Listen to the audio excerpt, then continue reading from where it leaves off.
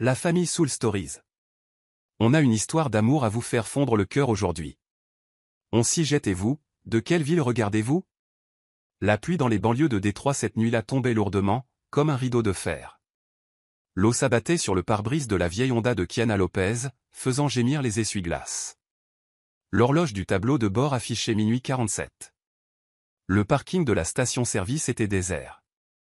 Le dernier employé venait de verrouiller la porte et de s'éloigner en trombe, ne laissant que la lumière verte vacillante du néon contre la tempête. Kiana tourna la clé pour la énième fois. Le moteur rugit, crachota, puis s'éteignit. « Non, ne fais pas ça », murmura-t-elle, pressant son front contre le volant, sanglotant. La pression à l'intérieur d'elle était aussi écrasante que l'averse à l'extérieur. Perdre son emploi, le loyer en retard de 3 semaines, et les factures médicales empilées. Sa sœur de 16 ans, Zoé, brûlait de fièvre à la maison, toute seule. Elle se mordit la lèvre, se demandant comment elle allait s'en sortir demain. Et maintenant, la voiture qui tombe en panne au milieu d'une tempête, son désespoir atteignit sa limite. Elle ouvrit ses contacts. Derek, l'ex-petit ami qui avait déménagé à Chicago pour poursuivre sa carrière. Il lui avait dit un jour, « Si jamais tu as vraiment besoin de moi, appelle-moi. » Ce soir, elle avait besoin de lui. Son doigt tremblant composa le numéro. Le téléphone sonna. « Police, signalez votre situation. » Une voix masculine profonde, ferme, mais étrangement enjouée se fit entendre. Kiana se figea, jetant un coup d'œil à son écran. Oh non, elle s'était trompée de numéro, le dernier chiffre du numéro de Derek était un 4, mais elle avait appuyé sur 7. Pardon, mauvais numéro, bégaya-t-elle rapidement, ravalant ses larmes. Je vais raccrocher. Attendez. La voix à l'autre bout se fit plus basse, douce mais résolue. Vous allez bien? Ça ne ressemble pas à quelqu'un qui s'est juste trompé de numéro. Elle se raidit. Il vient de m'appeler chérie? La façon dont il a parlé était bien trop naturelle. Je vais bien. La voiture est en panne sur le parking de la station-service. Je vais bien. Bien, pourtant on dirait que vous pleurez. L'inconnu fit une pause, puis ajouta, mi-sérieux, mi-plaisantant. Vous êtes sûr que vous n'avez pas besoin de l'aide de la police? La blague inattendue fit éclater Kiana en un rire étouffé, moitié brisé, moitié amusé. Elle ne se souvenait même plus de la dernière fois qu'elle avait ri. Mon Dieu, qui êtes-vous? Silas, répondit-il simplement. Et vous? Kiana. Bien, Kiana. Maintenant, écoutez-moi. Verrouillez à nouveau vos portes, allumez la lumière de l'habitacle, et n'ouvrez cette porte à personne que vous ne connaissez pas. Où êtes-vous exactement? Kiana resta silencieuse, sa prise sur son téléphone se resserrant. Un inconnu au milieu de la nuit, aussi chaleureuse que sa voix puisse paraître. Et si c'était un piège? Comme s'il lisait dans ses pensées, Silas continua, calme mais décisif.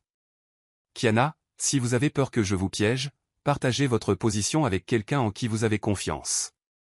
Mieux encore, donnez-leur mon numéro aussi. S'il se passe quoi que ce soit, ils auront mes informations en premier. Il fit une pause, puis ajouta avec une touche d'humour sec. Honnêtement, si j'avais de mauvaises intentions, laisser mon dossier personnel comme ça serait plutôt stupide, vous ne trouvez pas? Cette dernière phrase fit rire doucement Kiana, sa peur s'atténuant un peu. Il ne cachait rien, au contraire. Il l'encourageait à être prudente. C'était exactement pour ça qu'elle voulait le quitter. Elle hésita. Un inconnu. La nuit. Mais sa voix portait une conviction qu'il n'était pas là pour profiter d'elle. Elle regarda autour d'elle et repéra le panneau clignotant de Reed Avenue. Parking de Reed Avenue. Le magasin vient de fermer. Je connais cet endroit. Dangereux de rester là seule en ce moment, le ton de Silas s'aiguisa. Je vais vous appeler un Uber. Une berline noire conduite par Marcus. Je vous enverrai la plaque d'immatriculation. Ne montez que si elle correspond. Son téléphone émit un son. Un message arriva avec la photo de la plaque d'immatriculation. Kiana plissa les yeux, le cœur battant. Il était trop préparé s'il avait l'intention de lui faire du mal. Pourquoi serait-il si transparent? Pourquoi faites-vous ça? Demanda-t-elle, la voix tremblante. Vous ne me connaissez même pas. Parce que le son de votre voix me dit que vous êtes trop seul en ce moment. Silas répondit simplement. Parfois, un étranger peut faire ce que les gens que vous connaissez ne peuvent pas faire. Le silence persista pendant quelques secondes. La pluie tambourinait sur le toit comme des tambours de guerre. Les yeux de Kiana s'embuèrent de nouvelles larmes. Une partie de son esprit l'avertissait. Ne lui fais pas confiance. Mais une autre partie murmurait. Il a donné des preuves. Il est toujours en ligne, et il n'a rien demandé. Dans son désespoir, c'était la seule bouée de sauvetage qu'elle avait. D'accord, murmura-t-elle. Mais ne raccrochez pas avant que je sois chez moi. Bien sûr, ricana légèrement Silas. Vous devrez m'écouter raconter des bêtises pendant tout le trajet. Comme quoi? Comme pourquoi je bois du chocolat chaud au lieu d'un espresso, dit-il calmement. Même si je suis un PDG. Ma nièce jure que le cacao vous aide à mieux dormir. Voilà. Un secret national exposé. Kiana laissa échapper un vrai rire, plus libre cette fois. Étrange. Il y a 5 minutes, elle se noyait dans le désespoir. Maintenant, elle plaisantait avec un inconnu. Des phares balayèrent le parking. Une berline noire s'arrêta devant elle. Les clignotants clignotèrent 2 fois. Un autre son. La voiture est arrivée. Plaque d'immatriculation des 3L 492. Conducteur Marcus. Un homme d'âge moyen sortit, tenant un parapluie. Il leva son téléphone pour lui montrer son écran. Mademoiselle Kiana, je suis Marcus. Du chocolat chaud, n'est-ce pas? Kiana expira de soulagement, souriant faiblement. Le mot de passe était correct. Gardant le téléphone à son oreille, elle murmura, je le vois. La plaque correspond, le mot de passe correspond. Je monte. Je suis là, rappela Silas. Dis-moi quand tu seras à l'intérieur de ta maison. Kiana ouvrit la portière, se précipita sous la pluie, serrant son sac à dos. Marcus ouvrit la portière arrière, l'aida à monter, puis retourna au siège du conducteur. La portière se ferma. La serrure cliqua. La voiture avança. Je suis en sécurité maintenant, dit-elle doucement dans le téléphone. Bien. Silas expira, sa voix comme si un poids s'était soulevé de sa poitrine.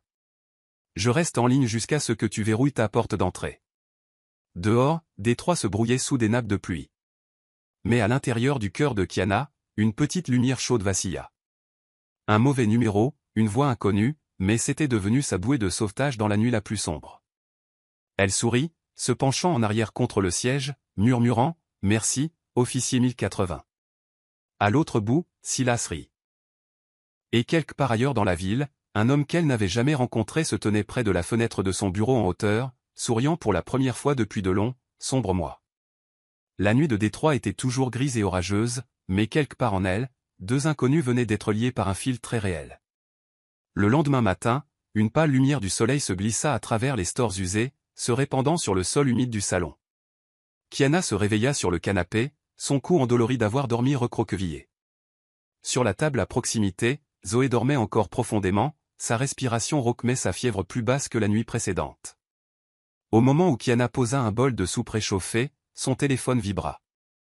Un numéro inconnu clignota sur l'écran. Lui. L'homme du mauvais numéro. Kiana hésita. Une partie d'elle voulait l'ignorer. C'était juste un inconnu. Mais son doigt bougea tout seul et appuya sur le bouton « Accepter ». Bonjour. Bonjour, Kiana. Sa voix chaude et stable passa à travers, comme une note glissant au-delà de son épuisement. Je voulais juste m'assurer que vous étiez bien rentré la nuit dernière. Kiana se figea un instant.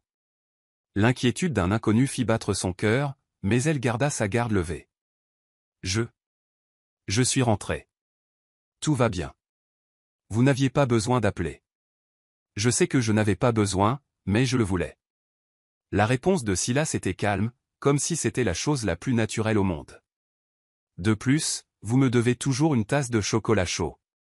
Kiana eut un petit rire, le premier en plusieurs jours après n'avoir rien fait d'autre que soupirer. Dans les jours qui suivirent, le mauvais numéro ne prit pas fin.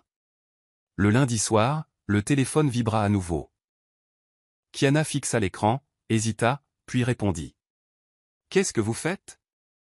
La voix de Silas portait cette rauque basse d'un homme à la fin d'une longue journée. « Je vérifie les ordonnances de Zoé. » Kiana soupira, posant son menton sur sa main. Titre officiel, grande sœur, infirmière à temps partiel, et la pire cuisinière de soupe de Détroit. Ça a l'air impressionnant, ricana Teil. Si c'était la ligne d'assistance 1080, je devrais facturer un supplément pour le forfait multifonction. Vous ressemblez vraiment à un agent de centre d'appel, taquina Kiana. Jean, bonjour, cher client. Veuillez patienter pour le prochain agent disponible. Exactement, mais ça vous coûtera 2 $ la minute. Préparez l'argent, ou je vous coupe. Oh, alors vous êtes un escroc, elle rit à gorge déployée cette fois, le son joyeux résonnant dans le petit appartement. De la chambre, Zoé jeta un coup d'œil, surprise.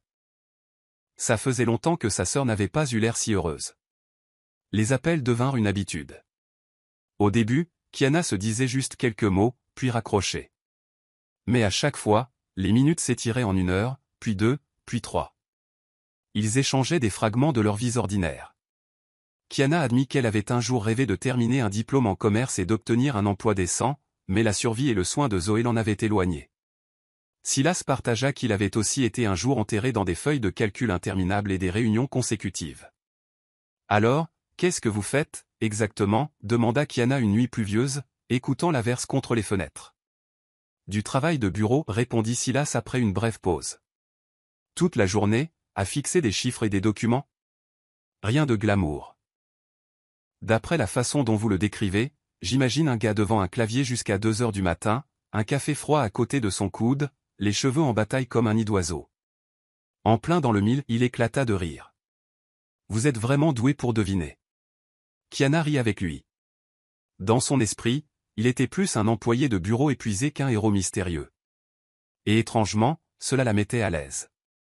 Tout le monde n'avait pas besoin de prétendre être parfait.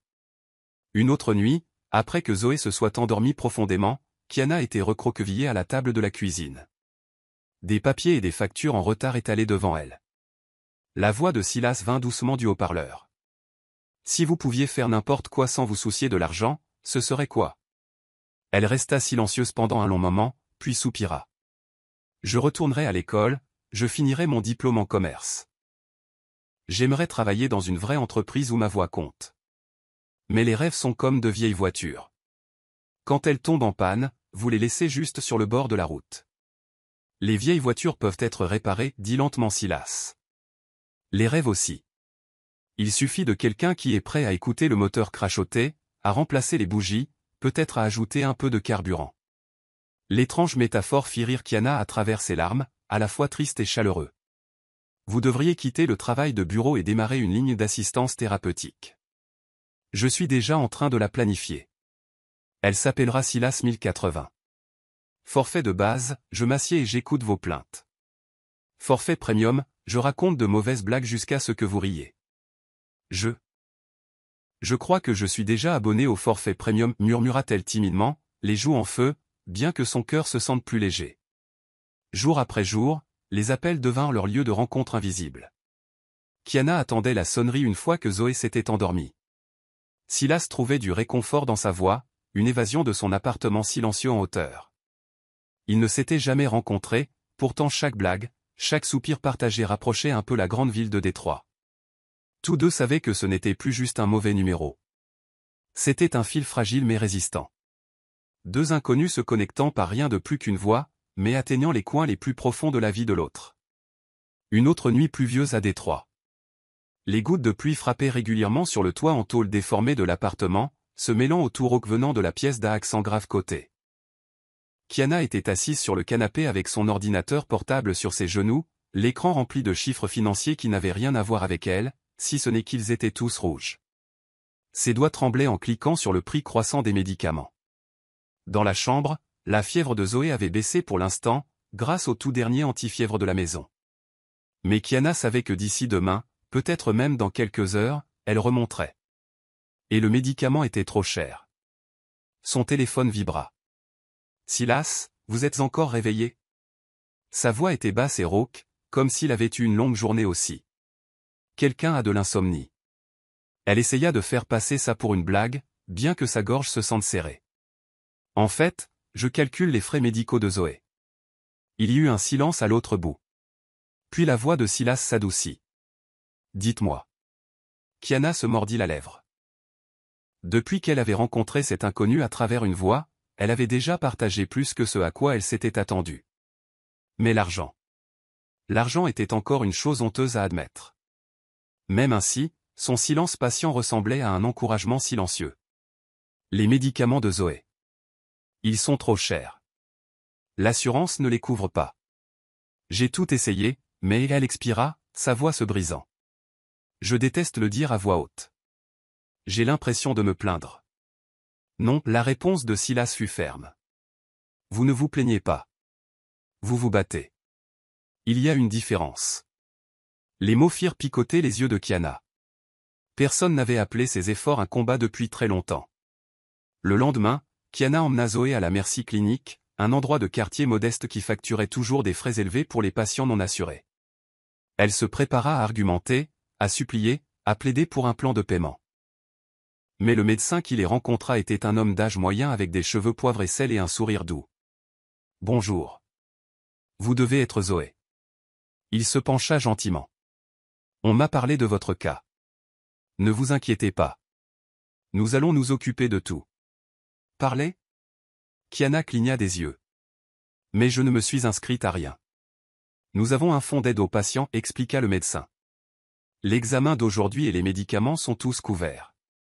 Concentrez-vous juste sur le fait de bien prendre soin de Zoé. » Kiana était stupéfaite. Au moment où elles quittèrent la clinique avec un sac rempli de médicaments, ses jambes étaient faibles. Tout s'était passé trop vite, trop inopinément. « Sista, qui a fait ça ?» murmura Zoé, serrant le sac comme un trésor. Kiana pressa ses lèvres l'une contre l'autre. À l'intérieur d'elle montait une chaleur mêlée de suspicion. Était-ce un cadeau du ciel ou la voix à l'autre bout du fil?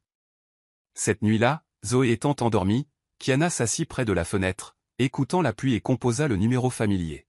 « Bonjour ?» La voix de Silas répondit à la toute première sonnerie. « Je ne sais pas qui remercier, mais aujourd'hui Zoé a eu un bilan de santé complet et a eu tous ses médicaments. Ils ont dit que c'était couvert par un fonds de soutien aux patients. » Sa voix tremblait. « C'était vous ?» Silas resta silencieux pendant un long moment. Kiana pouvait entendre le son serré de sa respiration à travers le haut-parleur. « Kiana, si vous voulez croire que c'était le ciel, je ne discuterai pas. » Son ton était doux. « Tant que Zoé va mieux, c'est assez pour moi. » Des larmes glissèrent sur les joues de Kiana. Elle voulait le questionner, mais elle voulait aussi croire au miracle. Finalement, elle expira et laissa échapper un rire tremblant.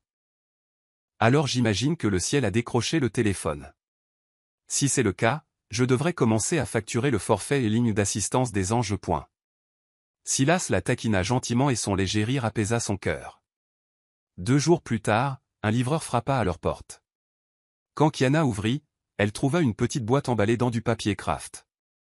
Pas de nom d'expéditeur, juste une note pour la fille du mauvais numéro. À l'intérieur se trouvait un thermos argenté, brillant et neuf. Sur le côté était imprimé « La fille du mauvais numéro, à manipuler avec soin ». Kiana éclata de rire, le son remplissant tout l'appartement. Zoé accourut de sa chambre, les yeux écarquillés de plaisir.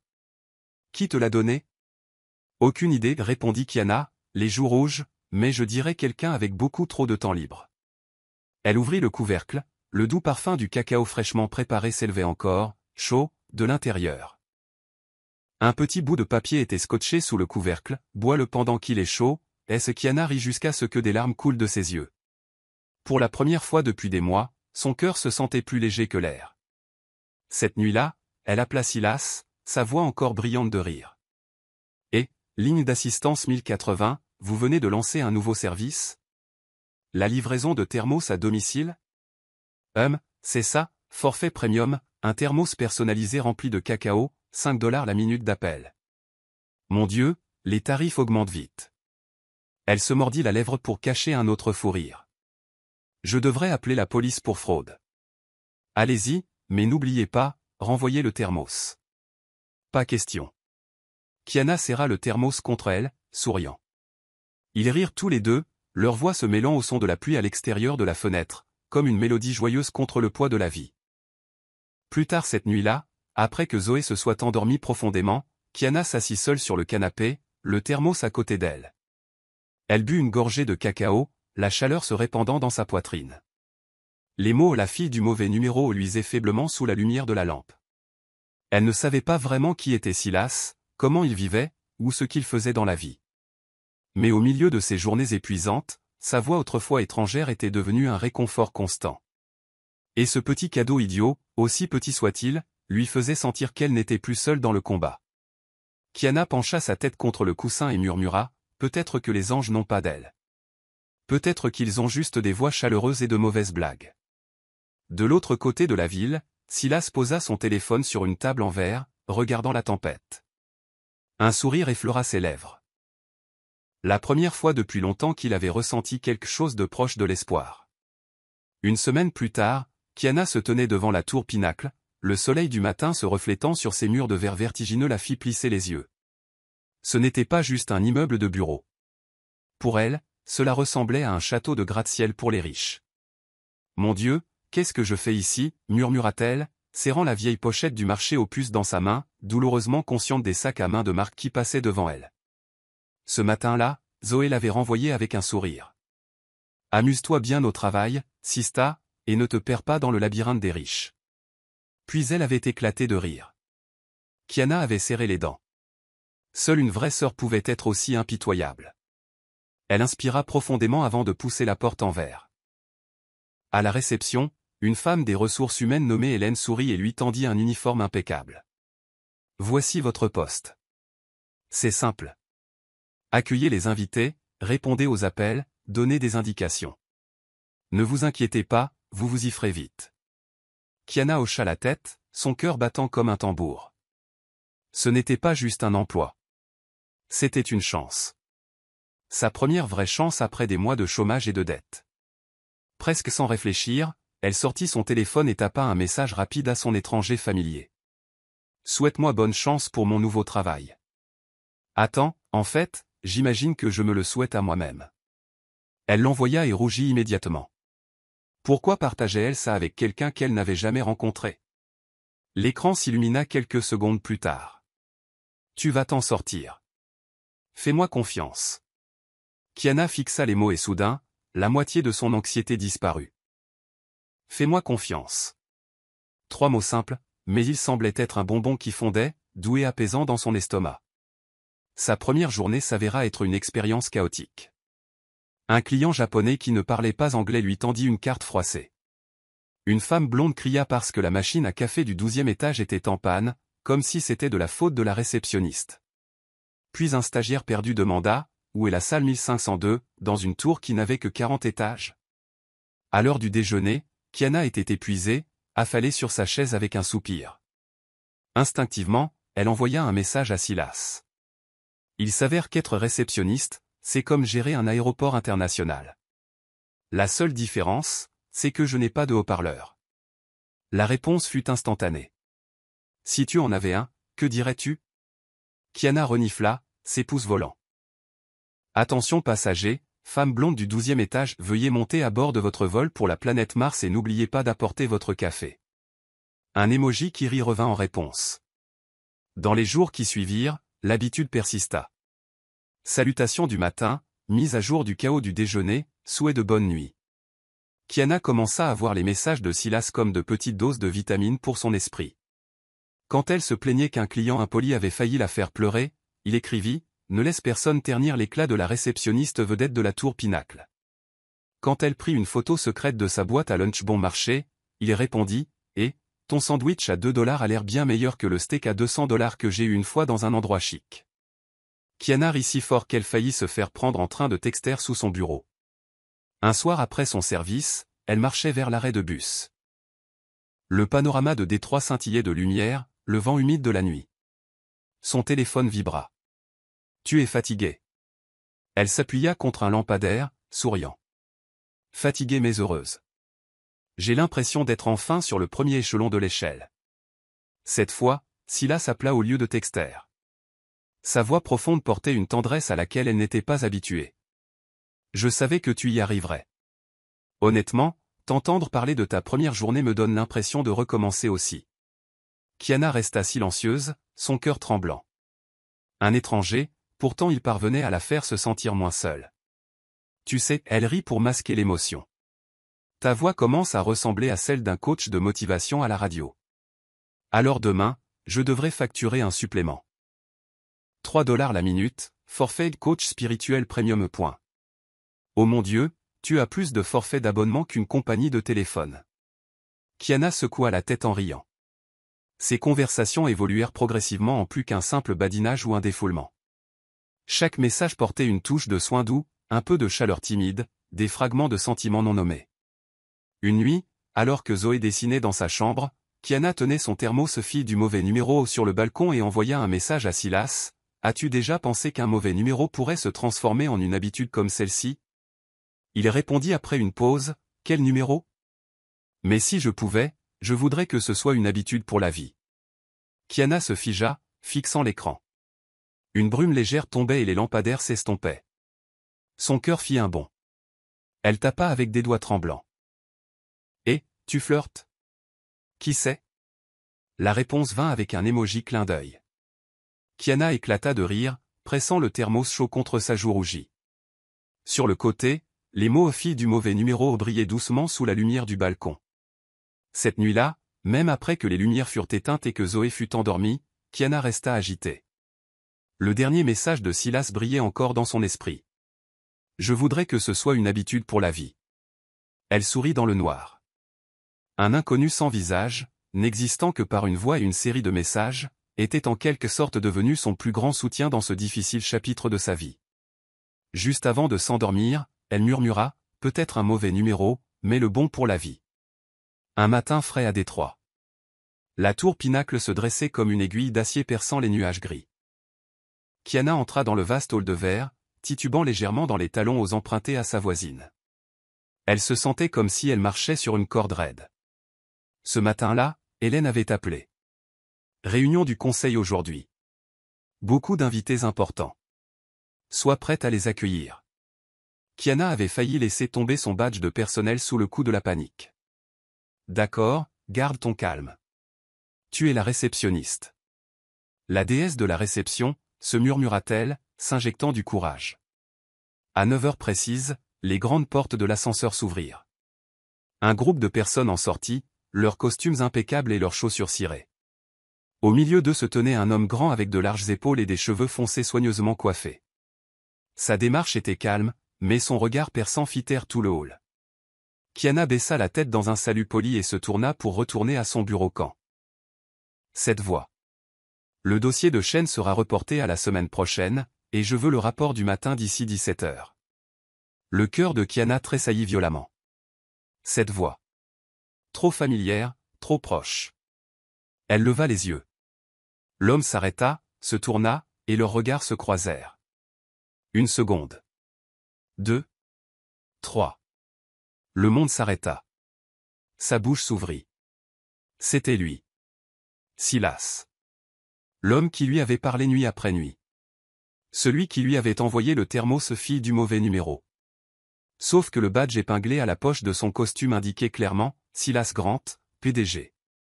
Kiana recula, sa poitrine douloureuse. Alors tout n'avait été qu'un mensonge? Elle pensait qu'elle se confiait à un simple employé de bureau, mais en vérité, c'était le PDG de la tour elle-même, un homme qui pouvait acheter le monde sans scier. Kiana. La voix de Silas se brisa, son expression stupéfaite. Toi. C'est vous? Vous êtes Silas Grant? Le PDG Silas Grant. Sa voix tremblait. Son assistant haussa un sourcil, regardant l'un et l'autre. L'air dans le hall se tendit comme une corde d'arc. Kiana secoua la tête, un mélange de colère et d'humiliation.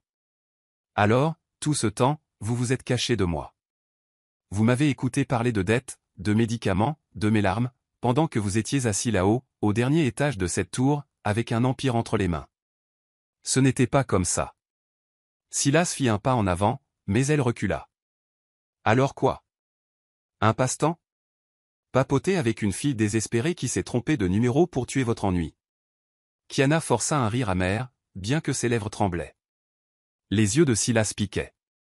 Il ouvrit la bouche, mais dans sa colère, Kiana laissa échapper, j'imagine que j'ai été assez stupide pour faire confiance à monsieur mauvais numéro. Tout le hall devint silencieux. Puis des dizaines de regards se tournèrent vers elle. L'assistant de Silas se figea, puis se pencha sur son iPad, les épaules secouées alors qu'il essayait de ne pas rire, s'étouffant presque. Le visage de Silas pâlit, bien que le coin de sa bouche tressaillait comme s'il ne pouvait pas décider s'il devait rire ou courir après elle. « Kiana, s'il te plaît, laisse-moi t'expliquer. » Sa voix était désespérée, mais le visage de Kiana était brûlant de honte. Mon Dieu, tout l'immeuble allait probablement l'appeler mademoiselle réceptionniste mauvais numéro à partir de maintenant. Sans réfléchir, elle se précipita derrière le bureau et tâtonna pour trouver son sac. J'ai besoin d'air. Silas commença à s'avancer, mais elle s'échappa, se précipitant à travers les portes tournantes en verre comme un écureuil fuyant un piège. Les talons aux empruntés claquèrent contre le sol, la faisant presque trébucher, mais elle n'osa pas regarder en arrière. Derrière elle, Silas resta figé, son cœur en plein chaos. Lui, qui pouvait commander des centaines d'employés et signer des contrats de milliards de dollars sans hésitation, était maintenant enraciné sur place comme un idiot laissé derrière. Son assistant parla prudemment, « Monsieur mauvais numéro. » Silas pressa une main sur son front et laissa échapper un rire douloureux. « Tais-toi, ou je vais officiellement changer ton titre en Monsieur Curieux. » Kiana sortit dans la rue. Le vent froid fouetta son visage, des larmes coulant jusqu'à ce qu'elle ne puisse plus faire la différence entre la pluie et son humiliation. Elle se sentait complètement idiote d'avoir ouvert son cœur à un homme qui avait caché son identité depuis le début. Un inconnu à travers une voie? Non, c'était un magnate financier et elle n'était rien de plus qu'un amusement passager. Elle serra le thermos fille du mauvais numéro dans son sac, qui devint soudain lourd comme une pierre. À l'intérieur de la tour, Silas se tenait à la fenêtre, les yeux fixés sur sa petite silhouette, disparaissant dans la foule de la ville. Et pour la première fois, il ressentit quelque chose qu'il n'avait jamais ressenti dans une salle de conférence, qu'un contrat pouvait attendre, mais une femme non. Il se murmura, plus un vœu que des mots, « Kiana, je vais te faire comprendre. Je n'ai jamais, pas une seule seconde, joué avec toi. » Kiana n'avait jamais éteint son téléphone autant de fois en une journée. Du matin au soir, l'écran s'allumait encore et encore avec le nom de Silas, mais elle refusait obstinément de répondre. Son cœur battait à chaque fois, mais son esprit criait, « Non, il t'a dupé, Kiana Lopez, ne sois pas si facile. » Au troisième jour, lorsque sa boîte de réception professionnelle cligna d'un nouvel email, elle faillit renverser son café sur le clavier. De Silas Grant. Sujet, concernant les procédures d'accueil des invités et quelques autres choses. Kiana déglutit, son pouce accélérant. Elle l'ouvrit, les yeux parcourant rapidement le texte. Kiana, tout d'abord, merci d'avoir si bien géré l'accueil des invités la semaine dernière. Plusieurs partenaires ont fait des retours très positifs sur votre cordialité. Aussi, je voudrais vous rappeler de ne pas oublier de déjeuner à l'heure. Sauter des repas pourrait affecter votre performance au travail. Ceci est un conseil purement professionnel des RH, sans signification personnelle attachée. En fait, c'est un mensonge. C'est personnel. Sincèrement, Silas Grant.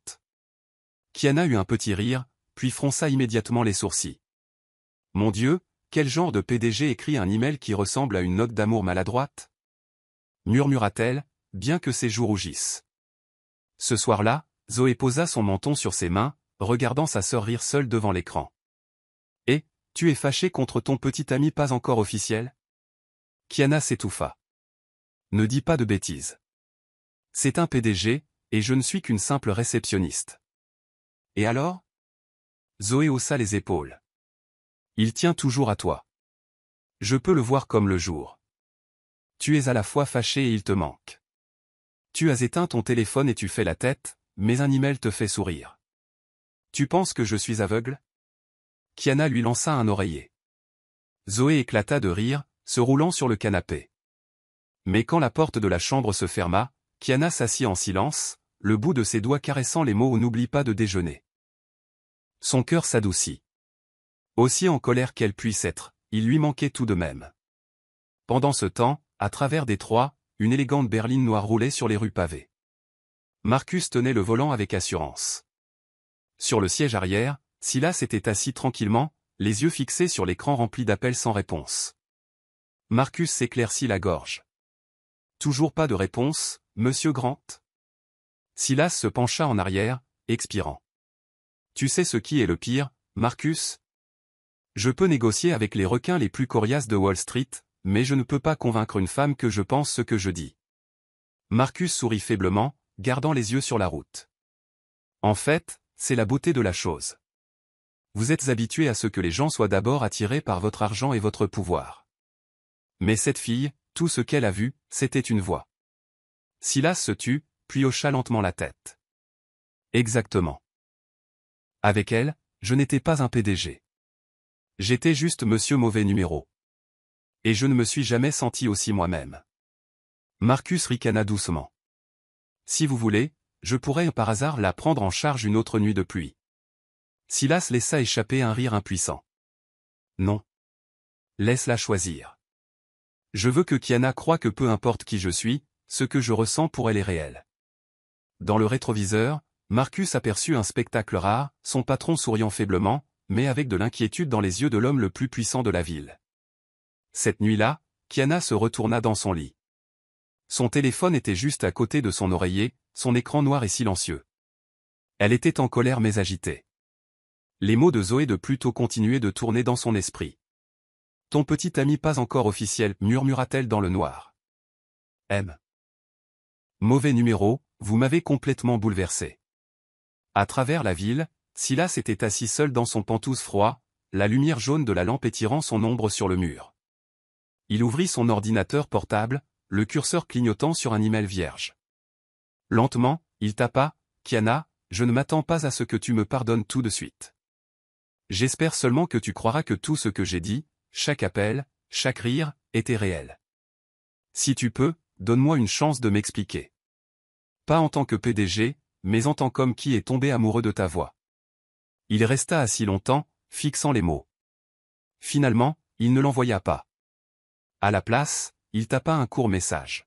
« Bonne nuit, la fille du mauvais numéro. » De l'autre côté, Kiana vit le message. Son cœur s'emballa. Elle fit la moue, à moitié agacée, mais incapable de s'empêcher de sourire. L'après-midi à Détroit brillait de soleil, mais l'estomac de Kiana se tordait. Dans ses mains se trouvait une épaisse carte d'invitation, estampillée de lettres dorées. Gala de bienfaisance, Fondation Pinacle. Expéditeur, Silas Grant. Elle avait hésité pendant 3 jours. Si elle y allait, elle risquait de devenir la risée. Si elle n'y allait pas, eh bien, elle ressentait une douleur de déception. Au final, Zoé avait rendu son verdict. Sista, il a envoyé l'invitation personnellement. Ne pas y aller serait un gâchis total de la robe que j'ai dénichée la semaine dernière dans le tas de dons. Kiana posa son menton sur sa main, fixant la robe bleu marine accrochée à proximité. Elle était simple, un peu trop longue à l'ourlet, mais impeccable. Elle soupira. D'accord, mais souviens-toi, si je suis tellement embarrassé que je veux me cacher sous le sol, ce sera entièrement de ta faute. Ce soir-là, le hall du Grand Horizon Hotel ressemblait tout droit à un film d'Hollywood. Des lustres en cristal éblouissant, un groupe de jazz en direct, des robes scintillantes comme des étoiles, et les rires cristallins de l'élite de la ville. Kiana entra, le cœur battant. Tout le monde autour d'elle brillait comme des diamants, tandis qu'elle se sentait comme un grain de sable. Elle se glissa vers un coin, serrant sa pochette usée, lorsqu'une voix retentit, « Tu es venu. » Silas se tenait là dans un smoking noir parfaitement ajusté, son nœud papillon impeccable, ses yeux s'illuminant en se posant sur elle. Pendant un instant, le bruit autour d'eux sembla s'estomper. « Tu voulais vraiment que je sois là » murmura Kiana, essayant de masquer sa nervosité. Qui d'autre aurais-je pu amener à ce gala? La remarque taquine la fit rire, apaisant légèrement la tension. Et comme le destin l'a voulu, alors qu'elle tendait la main pour prendre un verre de vin sur un plateau qui passait, sa main trembla. Une légère bousculade par derrière, plouf, le vin cramoisi se répandit directement sur la robe blanche immaculée d'une matrone blonde de la haute société qui se tenait à proximité. La salle se figea. La femme quelqu'un venait de murmurer son nom, Madame Cartwright la regarda comme si elle avait commis une trahison. « Vous. Qu'avez-vous fait » Kiana devint rouge comme une tomate, bégayant. Je suis tellement désolé, je vais payer pour le nettoyage à sec. » Avant que Madame Cartwright ne puisse déchaîner sa fureur, Silas intervint, posant une main calme sur l'épaule de Kiana. Sa voix porta facilement à travers la salle. « C'est le dernier modèle de Milan, l'édition éclaboussure rouge. Surpris que vous n'en ayez pas encore entendu parler ?» Un murmure de rire se répandit dans la foule. Le visage de Madame Cartwright devint écarlate, mais elle pouvait difficilement argumenter en public. Marmonnant sous sa respiration, elle s'éloigna, humiliée. Kiana regarda Silas, les yeux écarquillés. « Vous venez de me sauver ? » ?»« Sauver ?» Il haussa les épaules. « Je viens de te transformer en une icône de la mode. D'ici demain, la moitié de la ville éclaboussera du vin sur les robes pour rester à la mode. » Kiana éclata de rire, s'étouffant presque avec sa boisson. Mais même si Silas transformait le désastre en comédie, Kiana pouvait toujours entendre les murmures derrière elle. Qui est-elle? Cette robe seule crie qu'elle n'est pas de son monde. J'ai entendu dire que c'est juste une réceptionniste à la tour Pinacle. Les yeux inquisiteurs brûlaient dans son dos. Elle voulait se cacher sous une table. Et puis, coupant à travers le bavardage, vint une voix qu'elle reconnut instantanément, aussi tranchante qu'une lame. Eh bien, ce n'est pas intéressant? Silas, tu amènes une réceptionniste à un gala de bienfaisance maintenant. Kiana se retourna. Une femme grande aux cheveux blonds brillants se tenait dans une robe rouge flamboyant. La salle se tut autour d'elle. Vanessa, l'ex-femme de Silas. Son sourire était affûté, son regard balayant Kiana comme si elle était un produit de liquidation. Ton goût a vraiment changé. Silas tint bon, sa voix stable. Vanessa, voici Kiana. C'est quelqu'un de très important pour moi. La courte introduction se répandit dans la foule comme une onde de choc. La gorge de Kiana se serra. Elle voulait protester. Je ne suis qu'une employée. Mais aucun mot ne sortit. Vanessa haussa un sourcil, son sourire sournois, puis se tourna brusquement, laissant derrière elle une traînée de parfums chers. Après la rencontre, Kiana se glissa sur le balcon pour respirer. L'air de la nuit était frais, détroit scintillant en bas comme une mer de lumière, mais sa poitrine se sentait lourde. Je n'ai pas ma place ici. Ses robes scintillantes, ses regards moqueurs, même Vanessa. Je ne suis rien d'autre qu'une étrangère. Silas la suivit, posant son verre sur la balustrade. Tu vas bien? Bien, elle força un sourire. Aussi bien que la robe blanche de Madame Cartwright. Silas ricana doucement, bien que son regard fût doux. Je sais que ce n'est pas facile pour toi, mais tu n'as pas à essayer d'être comme eux. Sois juste toi-même. Mais je ne rentre pas dans ce monde. Je ne suis que la fille du mauvais numéro, Silas. Il resta silencieux un instant, puis se pencha plus près, sa voix ferme. Et tu es la seule personne dans cette salle que je voulais à mes côtés. Son cœur fit un bond, les mots résonnant profondément en elle. Pourtant, même si son pouls s'emballait, les rires étouffés et la musique bourdonnante de l'intérieur faisaient pression sur elle. La dissonance la laissa déchirer en deux. Quand le gala se termina, Silas lui offrit de la raccompagner dans sa voiture de ville, mais Kiana insista pour prendre un taxi. Sur le chemin du retour, elle resta silencieuse, sa robe marine froissée dans le noir, son esprit rejouant ses mots. Tu es la seule. Et pourtant, le rire moqueur de Vanessa et ses regards coupants s'accrochaient à elle comme des ombres. Penchant sa tête contre la vitre froide du taxi, elle murmura, « Je m'engage dans un jeu trop grand, et je ne suis pas sûre d'être prête. » Pendant ce temps, depuis le haut balcon de l'hôtel, Silas regarda la lueur de son taxi disparaître au loin. Sa prise se resserra autour du pied de son verre, ses yeux brûlants de résolution. « Si tu crois que tu n'as pas ta place dans ce monde, alors je ferai en sorte que ce monde t'appartienne. » Toujours en train de suivre l'histoire? Si cette histoire vous a trouvé en dehors de Soul Stories, nous vous invitons à rentrer chez vous, là où chaque histoire touchante commence par la vérité, l'espoir et le cœur. Détroit s'illumina pour la nuit, les rues bourdonnant sous la lueur des lumières ambrées.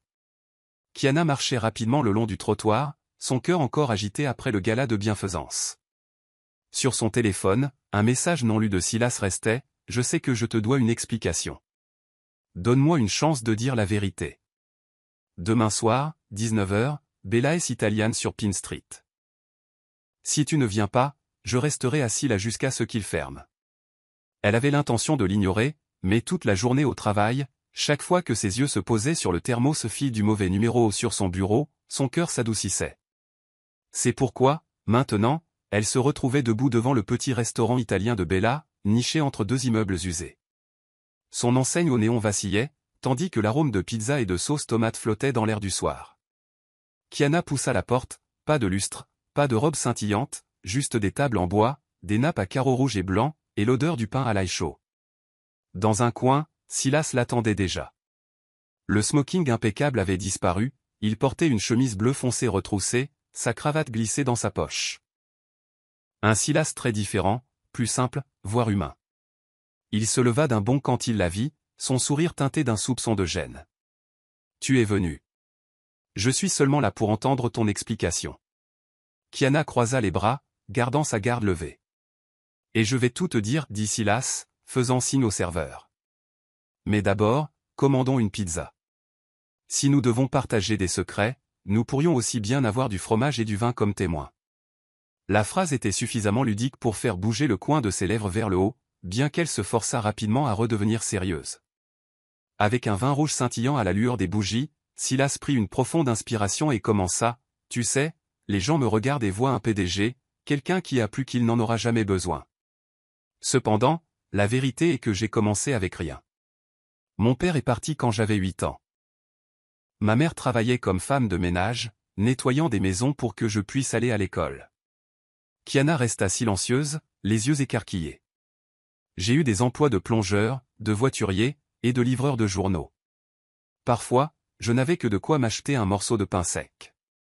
Ma mère me disait toujours, accroche-toi juste à ta gentillesse. Tout le reste trouvera son chemin. Il fit une pause, son regard baissé. Elle est décédée il y a 3 ans. Un cancer. J'avais l'argent pour les meilleurs hôpitaux, mais je n'ai pas pu la sauver. La gorge de Kiana se serra. Elle se voyait reflétée dans son histoire, une grande sœur se battant pour maintenir sa sœur en vie avec des médicaments. Doucement, elle dit, « Je comprends. Mes parents sont morts dans un accident il y a 3 ans. Depuis, j'ai dû travailler, étudier et élever Zoé toute seule. Peut-être que nous savons tous les deux ce que c'est de perdre la seule encre que nous avions. » Leurs yeux se rencontrèrent, le chagrin et la reconnaissance se mêlant dans l'espace tranquille entre eux.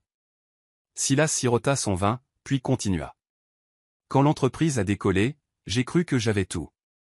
J'ai épousé Vanessa, mais ce fut la plus grande erreur de ma vie. Elle aimait l'image du PDG à succès, les galas, les couvertures de magazines. Mais elle n'a jamais cherché à savoir qui j'étais vraiment. Sa main se serra sur le verre. Quand ma mère était malade, je passais la plupart de mon temps à l'hôpital.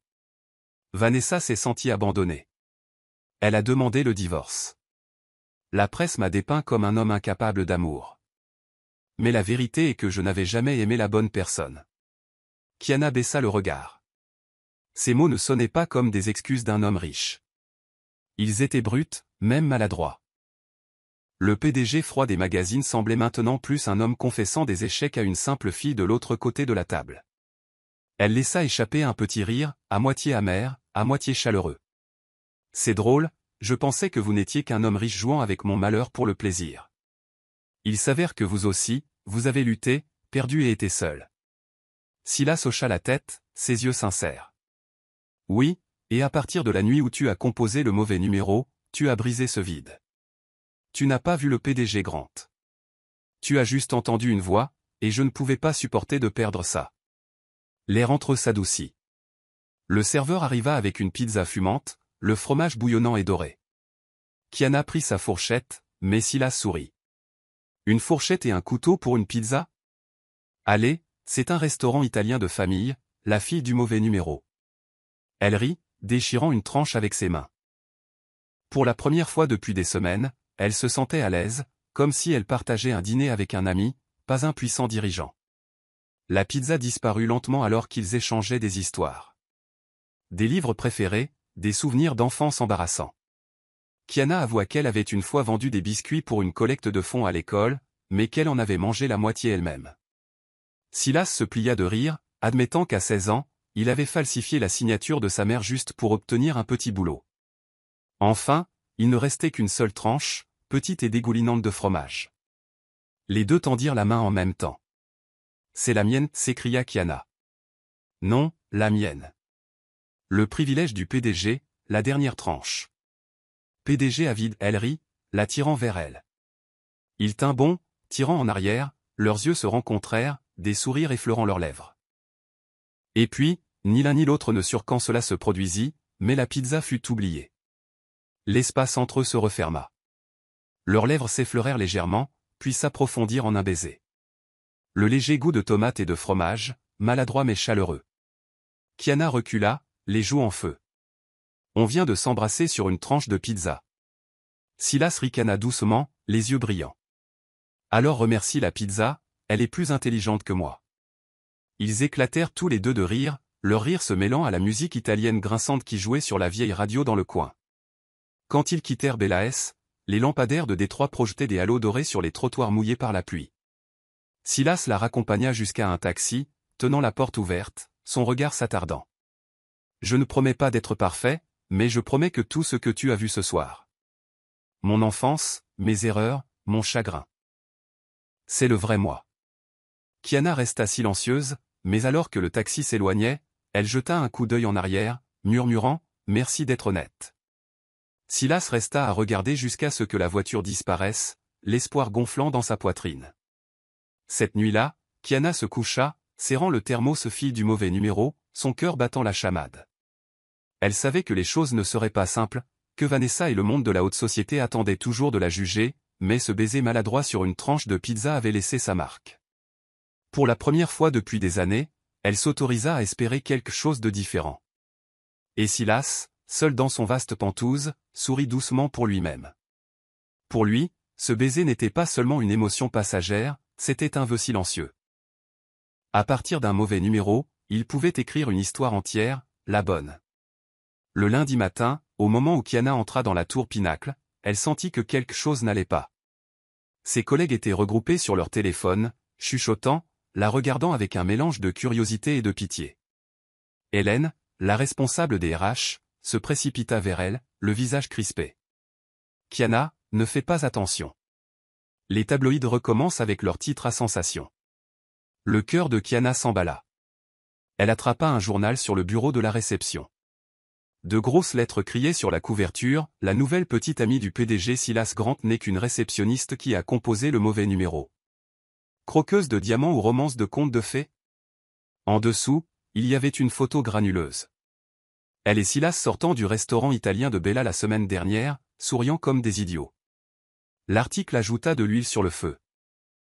Des sources affirment que cette pauvre fille exploite la pitié du PDG pour se hisser dans une nouvelle vie. La chaleur monta au visage de Kiana. Ses mains tremblèrent alors qu'elle froissait le papier. Chaque mot tailladait sa fierté comme un couteau. Cet après-midi-là, elle était recroquevillée dans son petit appartement, serrant un oreiller, regardant la fenêtre maculée de pluie. L'article s'était déjà répandu en ligne. D'anciennes connaissances lui envoyèrent des messages, à moitié curieuses, à moitié jugeantes. Ils ont raison. Je n'ai pas ma place dans ce monde. Je ne suis qu'un divertissement.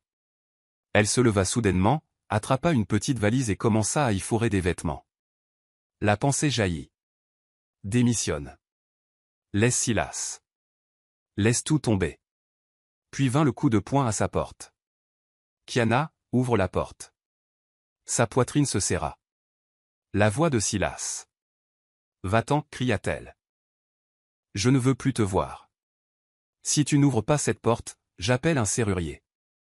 Son ton était en partie de la frustration, en partie de la panique. Tu penses qu'un PDG ne le ferait pas vraiment? La porte s'ouvrit en trombe. Silas se tenait là, essoufflé, les cheveux mouillés par la pluie, un journal froissé à la main. Tu l'as lu? Il leva le journal. Oui, et ils ont raison, rétorqua Kiana, les yeux pleins de larmes.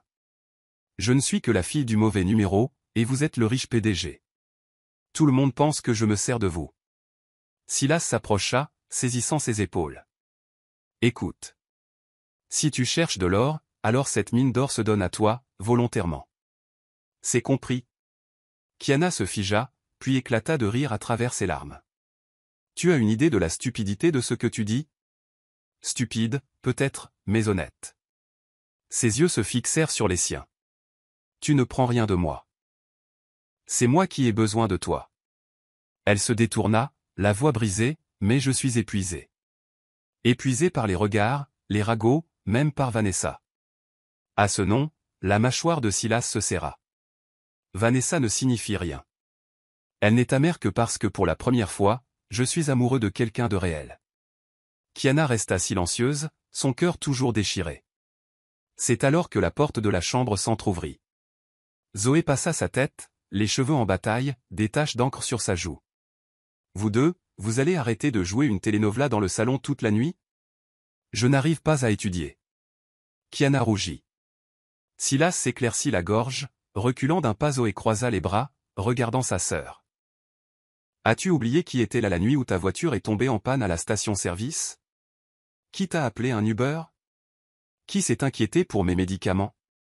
Est-ce que les tabloïds t'ont apporté de la soupe quand tu étais malade? Kiana baissa la tête.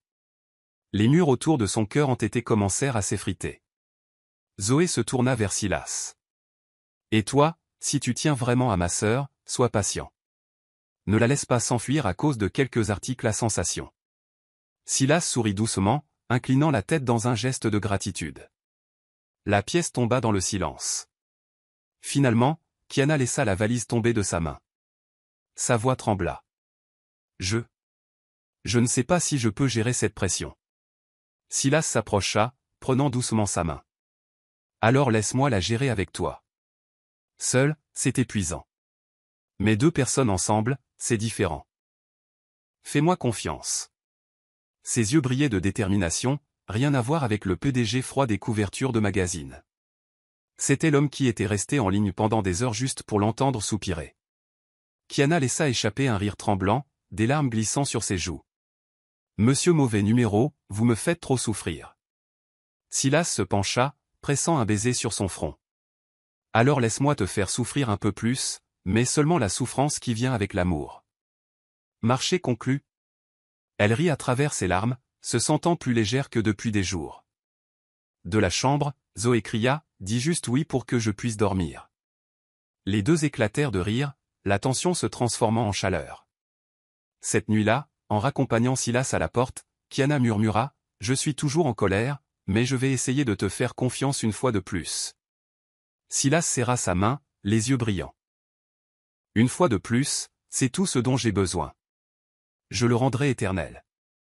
Dehors, la pluie avait cessé, laissant les rues scintillantes de lumières éparses comme de minuscules fragments d'espoir ravivés dans leurs deux cœurs.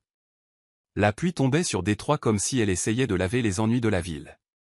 Les rues scintillaient comme des rivières de verre, et les lampadaires jaunes s'étiraient en longues traînées floues sur le trottoir mouillé. À un coin familier se tenait l'appartement usé de Kiana et Zoé, son toit en tôle claquant sous les gouttes qui tambourinaient. Silas se tenait sous le petit auvent, son parapluie noir renversé depuis longtemps par le vent. Sa chemise collait à ses épaules, trempée, sa cravate pendait de travers. Il n'y avait rien du PDG soigné en lui maintenant, seulement un homme avec une seule pensée en tête, Kiana. Il frappa à la porte. Kiana, c'est moi. À l'intérieur, Kiana était en train de soulever une casserole de soupe du réchaud pour Zoé lorsque son cœur se serra au son de sa voix. Elle hésita, déchirée, mais au final, elle ouvrit la porte. « Qu'est-ce que vous faites ici » demanda-t-elle, les bras croisés, s'appuyant contre le cadre, la voix empreinte d'une froideur feinte.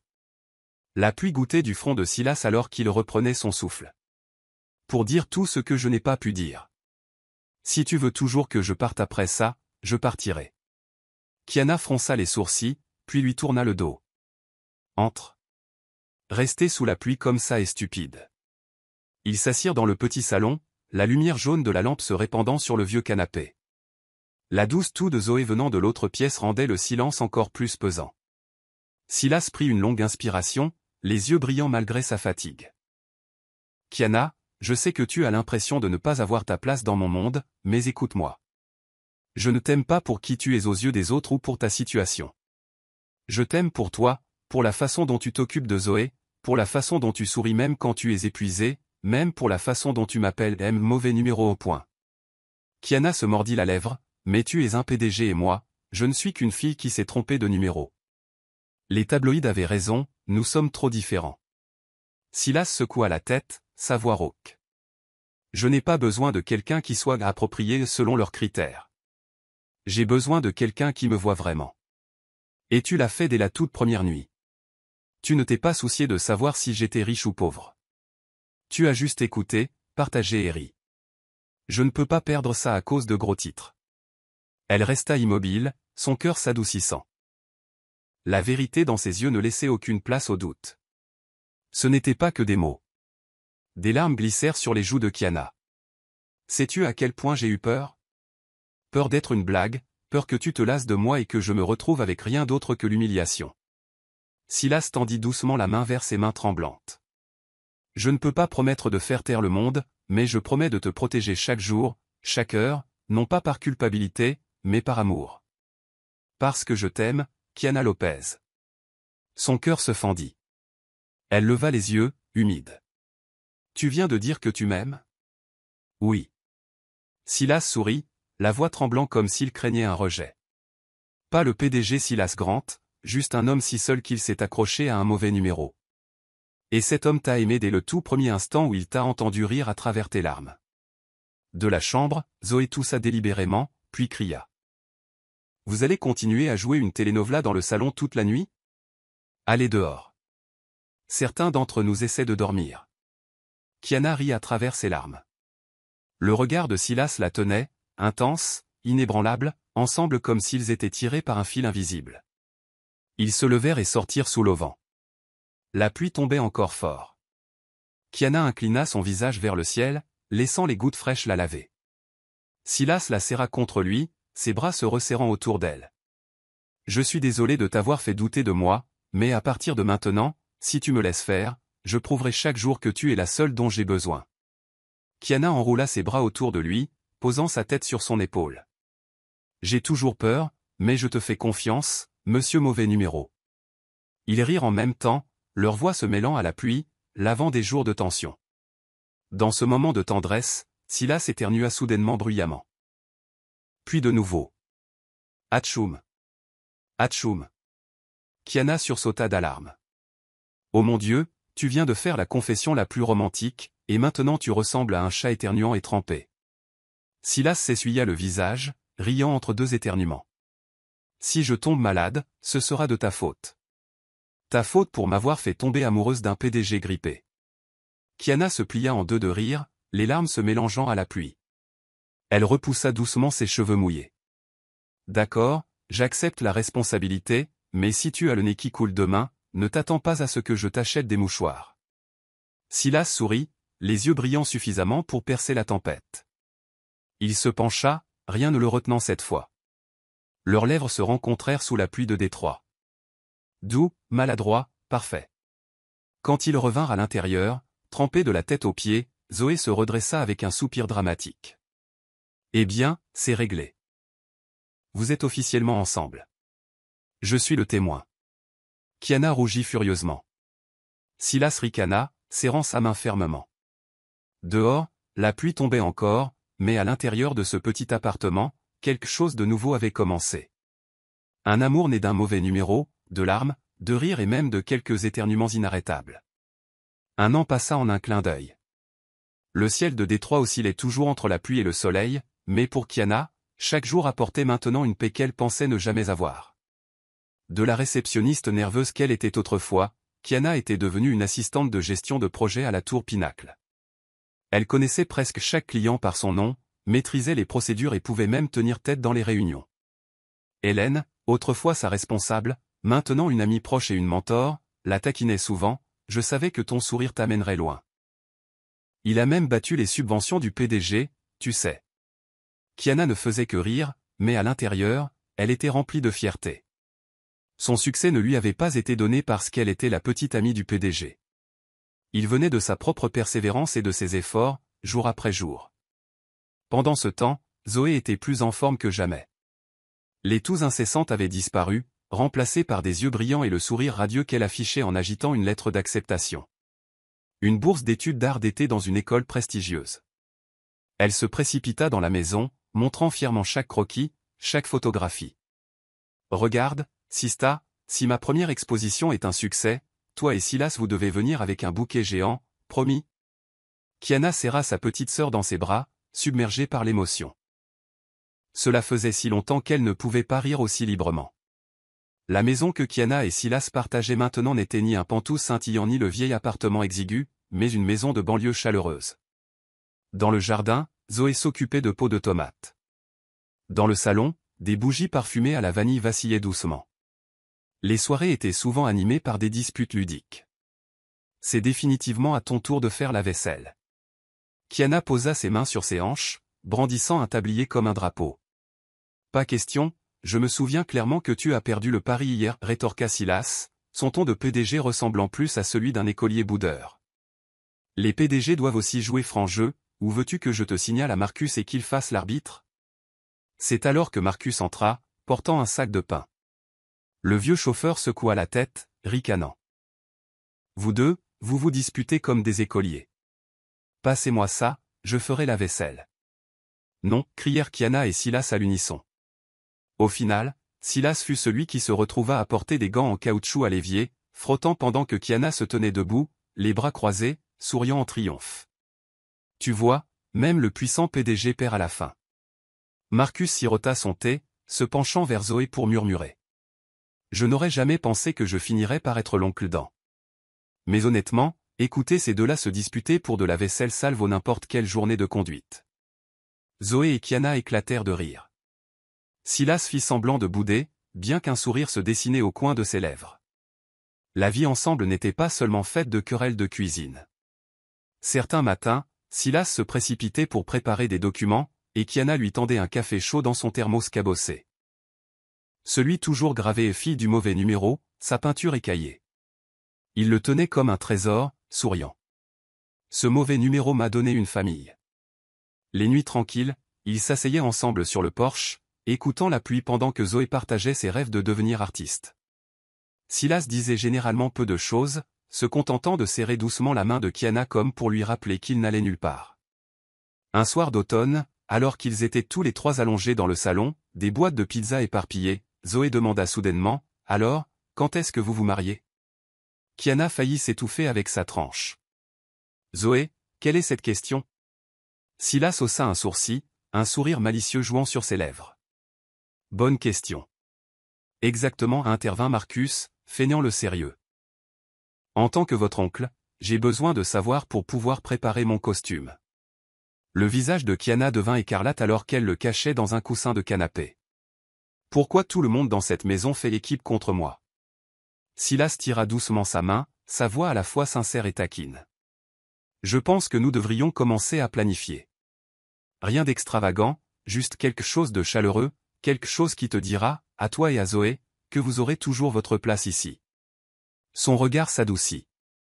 Elle ne répondit pas avec des mots, seulement par un petit hochement de tête, mais le sourire radieux qui se dessina sur le visage de Silas en disait long. Un an après ce mauvais numéro, Kiana avait une carrière stable, Zoé s'épanouissait avec sa bourse d'études d'art, et Silas, autrefois un PDG solitaire, avait trouvé un foyer paisible. Dans cette petite maison, le rire remplissait chaque repas, les disputes ludiques sur la vaisselle résonnaient dans la cuisine, et les promesses silencieuses d'un mariage imminent flottaient dans l'air. Et tout avait commencé avec un mauvais numéro par une nuit de pluie à Détroit. Cet été-là, Détroit était d'un vert éclatant. Dans le petit jardin de la maison de banlieue que Kiana, Silas et Zoé avaient construite ensemble au cours de la dernière année, des roses blanches s'épanouissaient sous une douce lumière dorée, des guirlandes lumineuses scintillaient au-dessus, et des tables et chaises en bois étaient soigneusement alignées. Ce n'était pas un grand mariage avec des centaines d'invités, mais une célébration chaleureuse et intime, exactement ce dont Kiana avait toujours rêvé, avec seulement les gens qui les aimaient vraiment. Marcus, pour une fois sans son costume de chauffeur, avait l'air plutôt élégant.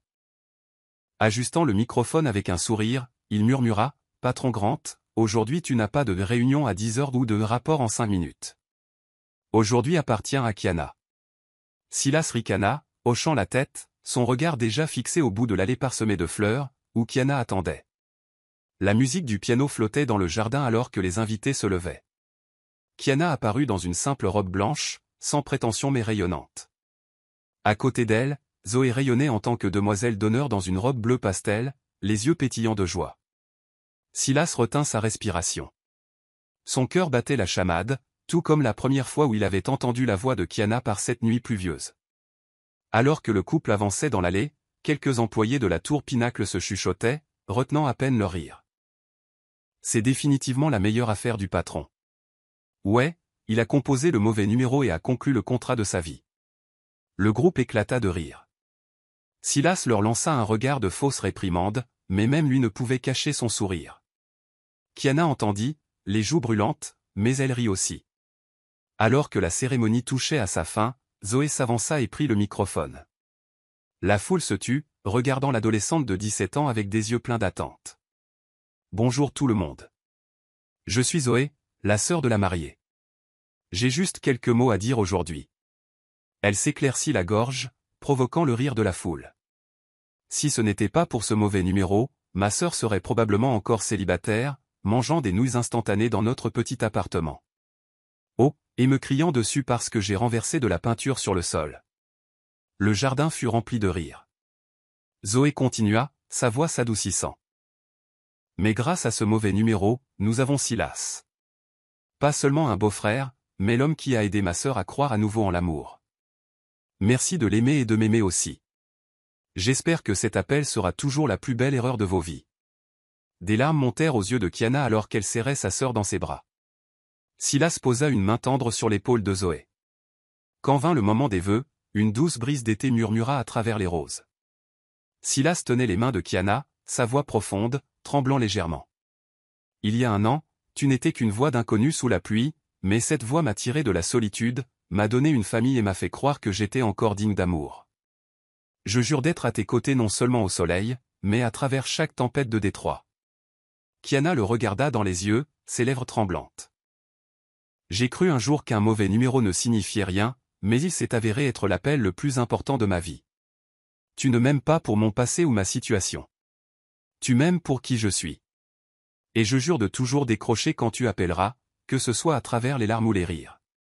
Pendant un instant, le jardin retint son souffle, puis éclata en applaudissements. Marcus éleva délibérément la voix. Et maintenant, Silas, tu peux embrasser la mariée. Mais cette fois, pas de vin à renverser sur la robe de quiconque. Les invités éclatèrent de rire. Kiana rougit vivement. Silas rit, puis se pencha pour l'embrasser sous le dais de rose blanche. Après les vœux, les invités se mêlèrent, festoyant et discutant au milieu de la musique joyeuse. Zoé tira la manche du photographe. Vite, prends notre photo de famille. Silas enroula son bras autour de la taille de Kiana, et Kiana serra Zoé contre elle. Tous les trois se penchèrent ensemble, souriant largement. La lumière dorée filtrait à travers les arbres, leurs ombres se projetant sur l'herbe verte. D'un mauvais numéro par une nuit de pluie, à une famille. La photo fut encadrée et placée dans leur salon de banlieue comme preuve d'un amour né de la plus douce des erreurs. Quand la nuit tomba et que les invités partirent, Kiana s'assit dans le jardin, sa robe s'étalant doucement sous la lueur chaude des guirlandes. Silas posa une main sur son épaule, Zoé à côté d'eux, grignotant le dernier cupcake. Alors, c'est fait, sourit Kiana. Non, répondit doucement Silas. Ce n'est que le début. Le début d'un contrat à vie que j'ai signé volontairement. Pas de signature requise, seulement ton sourire. Kiana rit, Zoé leva les yeux au ciel avec un sourire. Vous deux êtes beaucoup trop romantiques, mais j'aime bien.